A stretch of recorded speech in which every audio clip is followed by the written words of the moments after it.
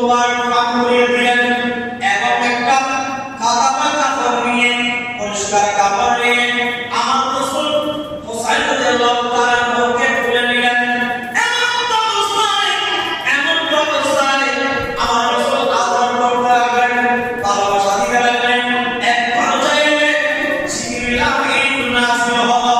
জিবরিল আমিন নাযিল হয়ে বলতে লাগলেন, ইয়া রাসূলুল্লাহ, ইয়া হাবিবাল্লাহ, আপনি আপনার নাতিকে পেয়ে এমন খুশি, এমন আনন্দ, এমন আপনি আনন্দিত হলেন, এই আনন্দ বেশি দিন থাকবে না।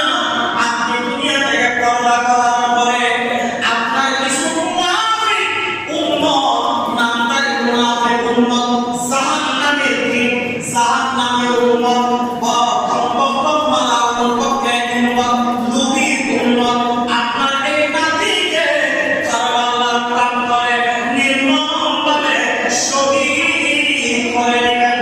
ইন্না লিল্লাহি ওয়া ইন্না ইলাইহি রাজিউন।